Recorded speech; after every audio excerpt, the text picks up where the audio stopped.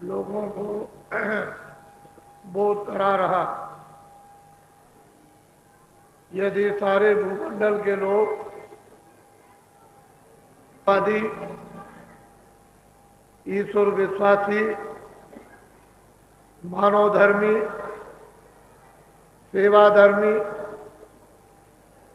चरित्र और सदाचार पालन करने वाले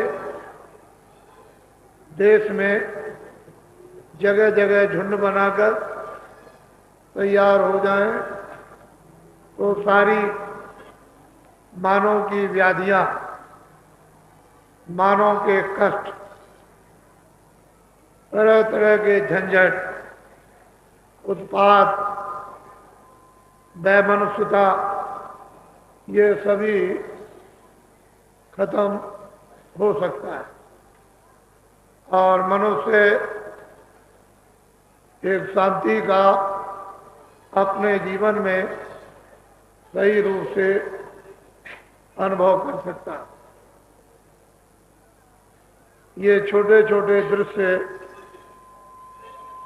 जो आपको दिखाई दे रहे, इतने मेहनत की गई,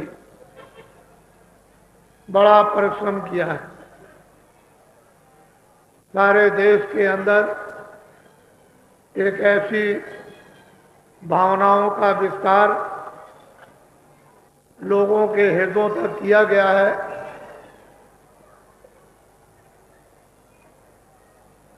कि जगह जगह अब ये चिन्ह दिखाई देने लगे।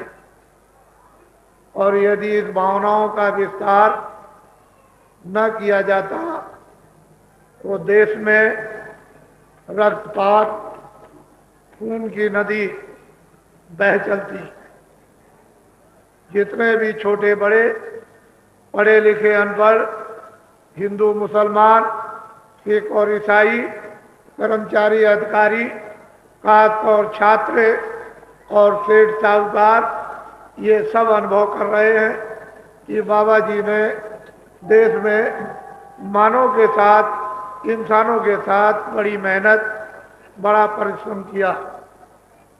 आपके उपदेश के संबंध में कोई भी कुछ बोल नहीं सकता, न तो हिंदू कुछ कह सकता, न मुसलमान, न सिख, न ईसाई, न कोई देवी देवता का पुजारी।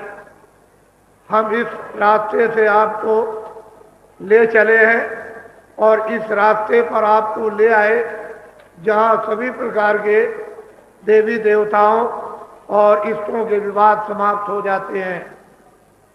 हमने तो ऐसा सनातन अनादि काल का लोगों को पाठ पढ़ाया है और इनको कोशिश की गई ये सब के सब ईश्वरवादी खुदाई बन जाए। भगवान पर विश्वास, खुदा पर यकीन करने लगे। खुदा और भगवान में कोई दो चेहरे नहीं है। सूरज है, उसमें कोई दो रूप नहीं लगे हुए हैं, वो तो सूरज सूरज ही है और चंद्रमा चंद्रमा ही है और तारे तारे ही है, लेकिन कोई दो रूप नहीं है। भगवान के खुदा के अलग अलग नहीं, उसी को उन्होंने अपनी भाषा जबान में खुदा, किसी ने जबान में गाड और किसी ने जबान में गुरु और किसी ने जबान में अपनी अपनी भगवान कह डाला, लेकिन वस्तुतः बोध तो सबके लिए एक ही है, उसमें कोई परिवर्तन नहीं। फकीरों महात्माओं की इस समय पर अहमियत है। अगर वो देश को दिशा नहीं देंगे तो ये सारा का सारा भूमंडल एक जल्लाद का समुद्र बन जाएगा और जिसमें प्राय सभी लोग उसमें डूबकर हाहाकार त्रायमाम करेंगे।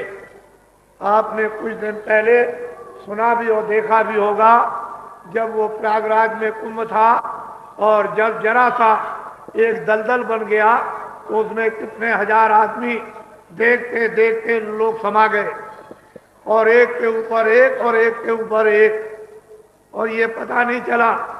तो ये जल, पृथ्वी, अग्नि, वायु, आकाश है, किसी समय पर भी अपना ये चीर फाड़ सकते हैं और आपको अपने में ले सकते, लेकिन फिर भी ईश्वर की सत्ता का निरंतर प्रतिपादन होता रहेगा। ईश्वर की सत्ता और उसके ज्ञान का सदैव ही यहाँ संदेश लोगों को सुनने को मिलता रहेगा। ये मृतलोक है, वो मंडल भूमि है जहाँ बड़े बड़े सिद्ध पुरुष है ऊपर के दिव्य लोकों से यहाँ भेजे गए और जिन्होंने साधना का स्रोत है जारी किया और भूले हुओं को साधना कराकर वापस पहुंचाया। वो तो पूरे ही होते हैं, लेकिन जो यहाँ बहुत मुद्दतों से रह रहे हैं वो अपने आने का रास्ता भूल चुके, उनके लिए तो नवीन है, लेकिन आने वालों के लिए नवीन नहीं है, वो तो सनातन है। जो आते और जाते रहते हैं उनके लिए भगवान न तो कभी दूर हुआ न कभी दूर होगा, लेकिन जिनके हृदय और आंखों से भगवान ओझल हो गया और कितने दिन बीत गए और विश्वास यकीन आपका सब कुछ चला गया, उनके लिए भगवान बहुत ही दूर है। तो ये लोगों को मालूम हुआ कि वास्तव में मनुष्य की मानवता की शिक्षा इस देश के लिए बहुत महत्व रखती है, एक अहमियत है। अगर ये शिक्षा डूब गई तो जो आप चिल्ला रहे हो बात बात से, फिर आगे क्या होगा ये तो आप अनुमान से कम बुद्धि से ही सोचो। इसलिए मनुष्य को अपने किए हुए अच्छे और बुरे कर्म का फल निश्चित मिलता है, उससे वो छुटकारा नहीं पा सकता। लेकिन महान शक्तियों के आदेशानुसार यदि वो अपने अच्छे बुरे काम को बदल देता है और बुरे काम को छोड़ दे, अच्छे काम पर आरूढ़ हो जाए, तो फिर वो उस कर्म का, अशुभ कर्म का भोक्ता नहीं बनता, बल्कि वो अशुभ कर्म उसका जड़ियों से शोधित कर लिया जाता है और पुण्य में उसको बदल कर और पुण्य को भी शोधित कर लेते हैं, तो अध्यात्मवाद में प्रवेश हो जाता। बिना इसके काम नहीं हो सकता है। तो इसलिए आप सब लोग बहुत ही जगह जगह गंभीरता से सोचें। मैं सब प्रांतों में भ्रमण करता रहता हूँ। मैंने जो इन 35 सालों में मेहनत देश में की है वो छोटी मोटी मेहनत नहीं। आप इतने बड़े लालच के प्रलोभन के दायरे में फंस गए और फिर भी अभी तक आप अपनी जरूरतों को पूरा न कर सके, अपने समाज में पूरी चीज न ला सके, तो आगे कुछ आप पाने वाले नहीं हो।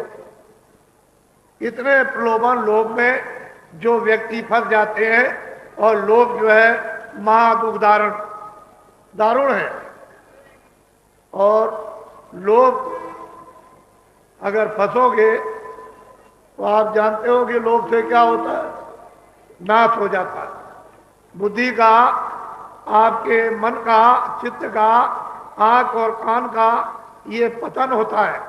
इसलिए मनुष्य को अपने कर्मों पर टिकना चाहिए कि जो मेरे भाग में है वो तो मुझे रोज मिलेगा और मैं जो नवीन अच्छे कर्म करूंगा उसके लिए आपको अधिकार दिया गया है कि अच्छे से अच्छे काम करो, जिससे आगे आपका अच्छा कर्म जमा हो जाए और उससे फिर आपको अच्छा जीवन पुनः दोबारा शरीर त्यागने के बाद मिले, ताकि आप शरीर की जितनी जरूरत की चीजें हैं वो अपने भाग से प्राप्त कर सको।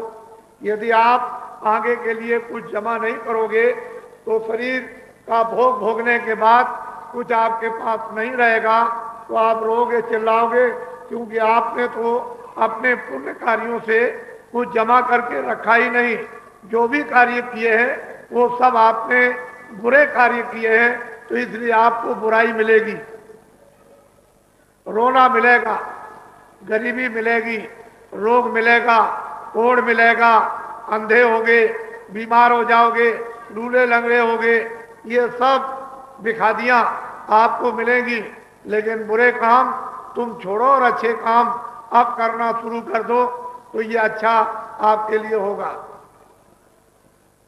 मैंने कल आपको बताया कि आप अपने गृहस्थ आश्रम में रहते हो, सबसे विशेष आपका सहायक संबंधी कौन हो सकता है? आपकी पत्नी। जब कोई काम करने चलो, चाहे अच्छा हो चाहे बुरा हो, पत्नी से पूछो कि मैं ये काम करने जा रहा हूं, तुम्हारी समझ में ये काम अच्छा है कि बुरा है? तो पत्नी को इतना उसको ज्ञान है कि ये अच्छा ये बुरा है। मनुष्य तो अपने उस ज्ञान को खो बैठता है और अज्ञान में प्रवेश हो जाता, लेकिन पत्नी का ज्ञान नहीं नष्ट होता है। वो फौरन आपको उत्तर देगी कि ये काम बुरा है, चोरी बुरी है, डकैती बुरी है, ये कत्ल बुरा है, किसी के साथ जबरदस्ती ये बुरी है, छीना चोरी बुरी है, ये बेईमानी बुरी है। इस काम को पतिदेव आप मत करो। तो पति को चाहिए कि अपनी अर्धांगिनी की बात को मानकर, अपना हित समझकर और उसको त्याग दे, उस काम को न करो। जब आप गृहस्थ आश्रम में इस तरह से यानी परिपक्व हो जाओगे, तब तुमको दिशा मिलेगी महात्माओं की तरफ जाने की। और फिर महात्माओं के पास जब पहुंच जाओगे, तब आपको सही यानी अपने गृहस्थ आश्रम का बोध होगा। इसके पहले होने वाला कुछ नहीं। तो न पत्नी की बात मानते हो, न अड़ोस पड़ोस की बात मानते हो। जो भाता है वही तुम अपनी इंद्रियों के द्वारा करते हो। आखिर इसका इंजाम परिणाम क्या होगा, वो मैं कानों से सब कुछ सुनता रहता हूं। वैसे तो आपकी सहायता करता रहता हूं, लेकिन कान बहरे नहीं हो गए। वो थोड़ी बहुत समझ है।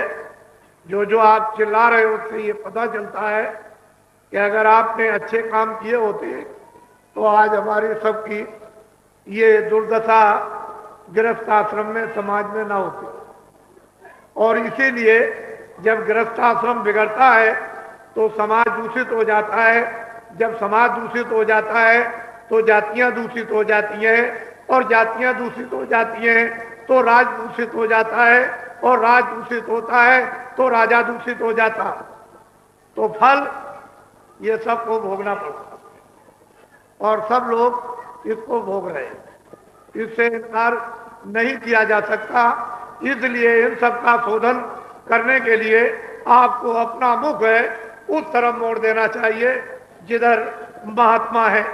वो जो अध्यात्म बात की विद्या जो देते हैं, उस तरफ अपना ध्यान मोड़ दो।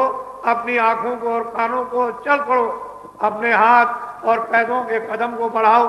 तो हो सकता है कि जो मंजिल आपकी हुई वो वापस हो जाएगी, और जंगली कटीले कांटों से आप बच जाओ, रास्ता आपका मिल जाएगा।